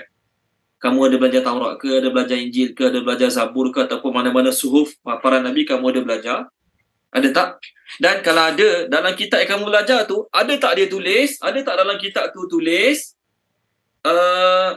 Untuk kamu orang Mekah, kamu bebas memilih apa saja kat akhirat nanti. Nak syurga boleh, nak neraka boleh, nak kebaikan boleh, nak kaya boleh, nak bahagia boleh kat akhirat nanti. Kamu berhak memilih. Kat dunia, kamu berhak memilih agama mana kamu nak. Dan dalam kitab tu beritahu kat akhirat nanti, kamu berhak masuk mana-mana tempat kamu nak masuk. Jadi ni dia panggil soalan atas soalan. Soalan atas soalan. Ni cara Allah bertanya kepada mereka, yang mana setiap soalan mereka tak boleh jawab. Di soalan yang ke-37, ayat 37-38 ni dalil nakli. Dalil nakli. Maksud nakli, dalil logik akal. Dalil kitab. Lepas tu, biasanya lah bila berlaku perdebatan zaman sekarang, ada satu golongan dia langsung tak nak terima dalil akli. Dia nak dalil nakli sahaja. Apa maksud dalil nakli sahaja? Tak ada dalam Quran, tak ada dalam hadis, goodbye, tak nak terima. Ni orang yang tak berapa cerdik lah. Tak ada dalam Quran, tak ada dalam hadis, goodbye. Sedangkan Al-Quran pun mendatangkan kadang-kadang dalil akli, kadang-kadang dalil nakli. So tadi Allah tanya guna dalil akli, sekarang Allah tanya guna dalil nakli. Maksud nakli tu, ada tak dalam mana kitab samawi yang kamu belajar, yang dalam kitab tu ada tulis, kamu berhak memilih apa kamu nak pilih, ada ke tak ada? Ni soalan Allah pada mereka. Mereka boleh jawab tak? Mereka tak boleh jawab. Mereka tak mampu nak jawab. Kita sekarang bila kita tanya sesuatu hukum, ni minta maaf, ada satu golongan bila kita tanya hukum, kita pun kata, dalam kitab Imam Syafi'i ada tulis. Minta maaf, saya tak nak dengar kitab Imam Syafi'i. Saya nak Quran atau hadis. Jadi dia fikir Quran hadis tu berdasar, dia fikir agama ni hanya dihasilkan oleh para ulama hukum akalnya melalui Quran dan hadis sahaja. Kalau macam tu tak payah pakai mufti zaman sekarang. So mufti kerja buat grafik pada. So apa? Kebanyakan fatwa yang mufti keluarkan hari ini tidak ada dalam Quran dan hadis. Kebanyakan hukum akal yang mufti keluarkan hari ini tidak ada dalam Quran dan hadis. Sedangkan hukum untuk keluar daripada Quran, hadis, ijma' dan qiyas. Ijma' dan qiyas itu termasuk dalam kategori akli, dalil logik akal. Bila mereka boleh jawab, mereka tak boleh jawab. Sebab pertama, mereka tak ada kitab. Pertama, mereka tidak ada kitab yang mereka pelajari. Orang musyrikin Mekah lah ni, Yahudi ada, Nasrani ada. Ni musyrikin Mekah. Mereka mana ada kitab untuk mereka pelajari, musyrikin Mekah. Mereka digelar Al-Ummiyin. Apa terima Al-Ummiyin? Orang buta huruf. Nak belajar kitab apa? Bahasa mereka sendiri pun kebanyakan mereka buta huruf. Jadi bila soalan pertama ternafi, mereka tak boleh jawab. Bila soalan pertama mereka tak boleh jawab, soalan kedua ayat 38 tu boleh jawab. Ternafi terus. Soalan 38 tu terus ternafi sekali. Sebab kalaulah ada, Allah tanya, kalau ada kitab, ada tak dalam kitab tu tulis kamu berhak memilih apa kamu nak pilih. Jadi kitab pun tidak ada. Ayat 37 mereka tidak ada kitab mereka pelajari. Ayat 38 tak mungkin mereka berhak memilih apa yang mereka nak pilih. Okey, baik. Satu ayat lagi boleh? Satu ayat lagi boleh? Satu ayat lagi. Dua ayat boleh. Am lakum, am ataupun adakah, lakum bagi kamu, aimanun, sumpah-sumpah. Aimanun, sumpah-sumpah. Alaina ke atas kami, balighatun, yang sampai, ila sehingga, okey, yaumi hari, al-qiyamah, kiamat. Okey. Inna, sesungguhnya, lakum bagi kamu,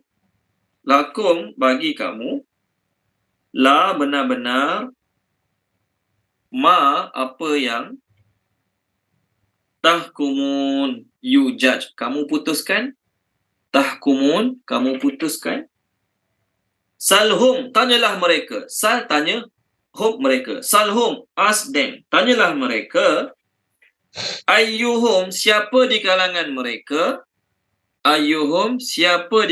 mereka, bi, dengan,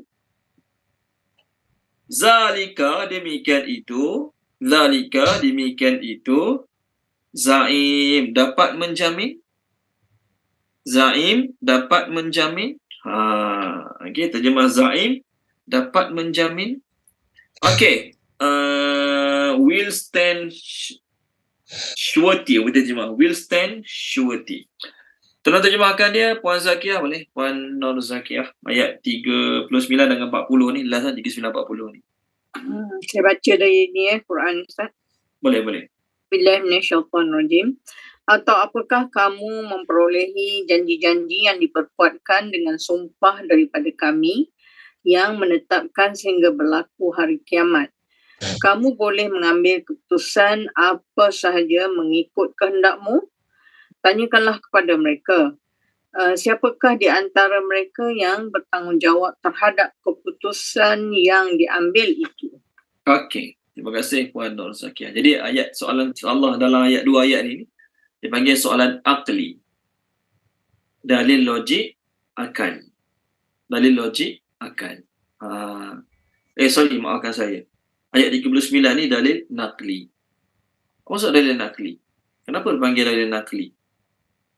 Ada tak di kalangan kamu yang pernah bersumpah dengan Allah? Maksudnya dia jumpa Allah, dia angkat sumpah dengan Allah, dan Allah pun berjanji dengan dia, kamu berhak memilih apa kamu nak pilih, kamu berhak buat keputusan apa kamu nak putuskan pada hari kiamat. Kenapa ni dipanggil dalil nakli? Kerana orang tak mungkin sumpah direct dengan Allah. Orang biasa macam kita ni tak mungkin sumpah direct dengan Allah. Biasanya orang tu akan bersumpah dengan Allah melalui para Nabi. Dia cakap dengan Nabi itu sampaikan pada Allah. Dia cakap dengan Nabi itu sampaikan pada Allah. Itu dia panggil nakli kat sini. Itu dipanggil nakli. So Allah tanya, ada tak di kalangan kamu siapa-siapa pernah bersumpah dengan aku lah? Kamu ke, tok kamu ke, ayah kamu ke, tok pada ayah kamu ke? Pernah bersumpah dengan aku melalui mana-mana Nabi?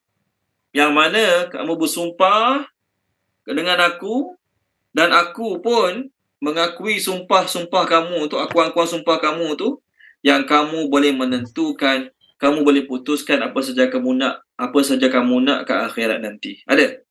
Surat perjanjian ke, ada chop lawyer ke. Allah Ta'ala buat agreement dengan orang Mekah. Kamu kat dunia buat apa saja, ke akhirat kamu dapat apa saja kamu nak. Ada? Ini soalan Allah pada mereka. Jadi kalau ada, mereka mestilah buatnya melalui Nabi lah, takkan cakap direct dengan Allah. Ya Allah, kami buat surat akuan sumpah. Allah berkata, okey, fine, setuju. Tak mungkin lah macam tu. Jadi ayat ni dipanggil dalil nakli. Ada tak mana-mana kamu, tok nenek moyang kamu ke, pernah buat perjanjian dengan Allah melalui para Nabi? Nabi Muhammad ke, Nabi sebelum Nabi Muhammad ke, Nabi Ibrahim ke, Nabi Ismail ke? Kamu pernah buat perjanjian dengan mereka, lalu Nabi tu sampaikan pada Allah kata-kata kamu, lalu Allah pun kata, okey, lulus, fine, boleh lulus. Ada? Ada ke tak ada? Itu soalan dia. Ada tak kamu pernah berjanji dengan mana-mana para Nabi, bersumpah, kamu dapat confirmation daripada Allah, kamu dapat, dia panggil apa, perkataan sesuai, kamu dapat green light daripada Allah untuk kamu pilih apa kamu nak pilih. Ada? Tak ada. So kamu memang tak pernah jumpa dalam kitab pun yang kamu confirm dapat apa kamu nak. Kamu tak pernah bercakap dengan mana-mana para Nabi, mana-mana para Nabi pun tak pernah cakap pada kamu yang kamu confirm dapat apa kamu nak. Ayat 40 ni, salhum ayyuhum bidzalika za'im. Jadi Allah kata kat Nabi Muhammad, wahai Muhammad, tanya mereka. Wahai Muhammad, tanya mereka, siapa di kalangan mereka yang berani jamin, berani confirm, cop jari tangan, cop jari kaki, yang ke akhirat nanti Allah akan garanti kita selamat. Siapa? Abu Jahal ke, Abu Lahab ke, Walid bin Mughirah ke, yang cakap banyak, yang bunyi banyak tu, dia angkat tangan. Saya jamin. Sebab untuk saya yang ke-13 pernah janji dengan Nabi Ibrahim. Ada? Tak ada. Seorang pun tak berani. Kenapa? Apa mereka buat, apa mereka cakap hanyalah invent lies. Apa maksud invent lies? Mengada-adakan sesuatu yang tak pernah Allah turunkan. Allah tak pernah cakap, Nabi tak pernah cakap. Tapi mereka masing-masing duk claim, masing-masing duk rasa, masing-masing duk perasan, sebagaimana kita kat dunia mulia, ke akhirat lagi mulia. Sebagaimana kita kat dunia kaya, ke akhirat lagi kaya. Masalah mereka ni, mereka mula-mula setuju dengan Nabi Musa. Bukan maksud saya, mereka pernah tanya orang Yahudi tentang Nabi Muhammad. Ada orang Yahudi yang bagi jawapan, mereka gembira dengan jawapan Yahudi. Sebab apa? Yahudi tu jawab yang Nabi Muhammad tu tipu, tak benar, mereka gembira. Tapi ada pendeta-pendeta Yahudi yang bercakap benar. Pendeta tu masih Yahudi tapi cakap benar. Maksudnya bila orang musyrikin Mekah datang tanya tentang Nabi Muhammad SAW, pendeta tu cakap benar. Ya, dia Nabi. Benar dia Nabi. Maka orang Mekah setuju tak? Tak setuju. Jadi bila tak setuju, orang Mekah kata apa? Dua-dua bohong. Kitab Taurat bohong, kitab Quran pun bohong. Jawapan tak kena dengan jiwa mereka. Mereka tak suka lah. Tengok muka surat 391.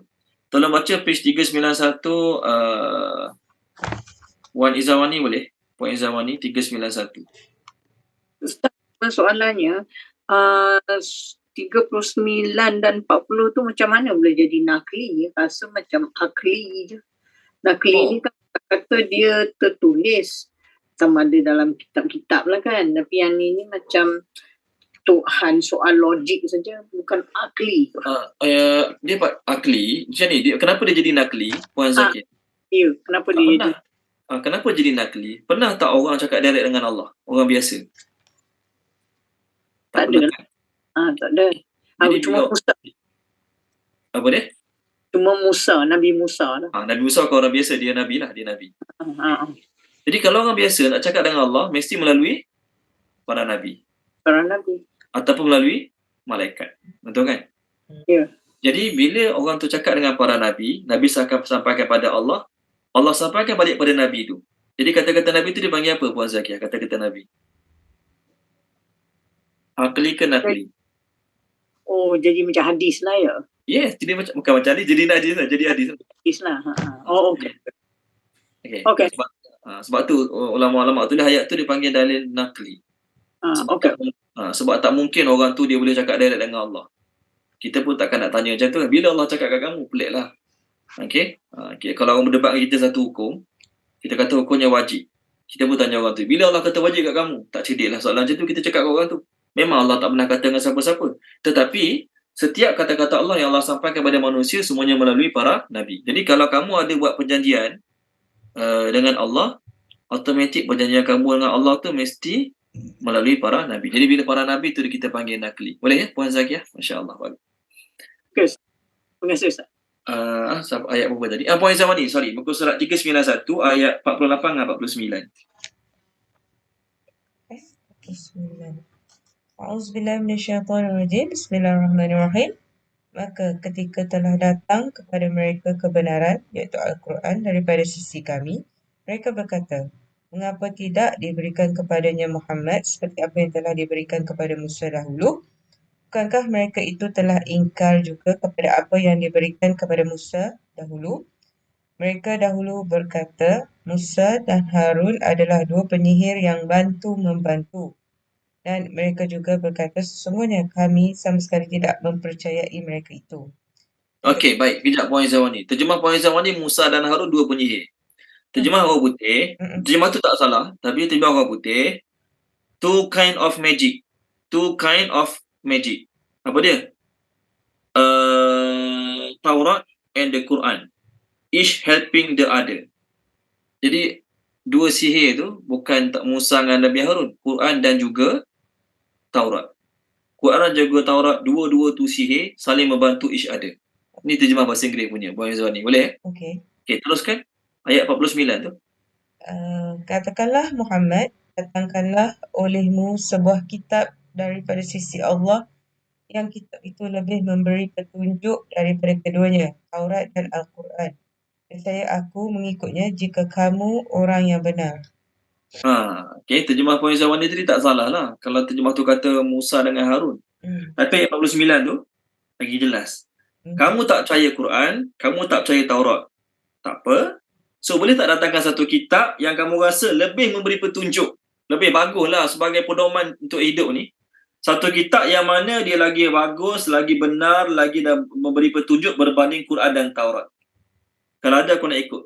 Kalau ada satu kitab yang kamu kata dia lagi bagus, lagi benar, turun lagi pure daripada Allah Subhanahu Wa Taala, kalau ada aku nak ikut kitab tu. Kalau ada lah. Maksudnya kitab ni lagi bagus pada Quran, kitab ni lagi bagus pada Taurat. Kalau ada aku nak ikut. Jadi Allah suruh Nabi tanya macam tu pada mereka. Sedang cerita, mereka tak ada kitab yang menguatkan apa yang mereka kata. Yang kedua, mereka tidak ada kata-kata para nabi. Mereka tak pernah quote kata-kata mana-mana nabi. Oh, nabi ni kata kami masuk syurga. Nabi ni kata kami masuk syurga. Nabi ni pernah kata kami buatlah apa saja kami confirm masuk syurga. Tak pernah pun macam tu. Jadi mereka punya sandaran apa dia? Orang musyrikin Mekah. Kami ikut nenek moyang. Nenek moyang kami dah lama buat macam ni. Nenek moyang kami dah lama cakap macam ni, kami ikut je lah. Jadi untuk mereka, dalil akli pun mereka fail. Dalil nakli, lagilah mereka fail. Okey, jelas Minggu depan kita sambung ada satu lagi ayat mengenai dalil-dalil ni lah. Kemudian kita akan masuk mengenai orang-orang yang ancaman Allah pada orang yang tak nak terima Quran. Allah cakap apa kat Nabi? Wahai Muhammad, kau dah sampaikan apa betul kau sampaikan. Jadi yang tak nak terima tu, biar aku settle. Ayat minggu depan kita akan masuk ayat yang ke-44. Fadharni wa may yukadzibu bihadzal hadis. So leave me alone and who belie this message. Biar aku settle. Orang-orang yang tak percaya Quran ni, biar aku settle. Kau dah buat kerja kau Muhammad, dia orang ni biar aku settle. Itu minggu depan kita masuk insya-Allah. Okey, kita berhenti sini dulu. Apa yang baik daripada Allah Subhanahu Wa Taala, apa yang tak baik daripada kekurangan kelemahan saya, mohon maaf pada tuan-tuan dan puan-puan. Minta ampun pada Allah Subhanahu Wa Taala. Bismillahirrahmanirrahim. Subhanallah bihamdihi, subhanakallahumma bihamdika, asyhadu an la ilaha illa anta, astaghfiruka wa atubu ilaik. Allahumma zayyinna bi zinatil Qur'an wa akrimna bi karamatil Qur'an wa syarifna bi syarafatil Qur'an wa adkhilna al-jannata bi syafaatil Qur'an ya dzal fadli wal ihsan. Allah manfa'na bima 'allamtana wa 'allimna ma yanfa'una wa zidna ilma walhamdulillahi rabbil alamin. Terima kasih semua. Assalamualaikum. Jumpa lagi insya-Allah.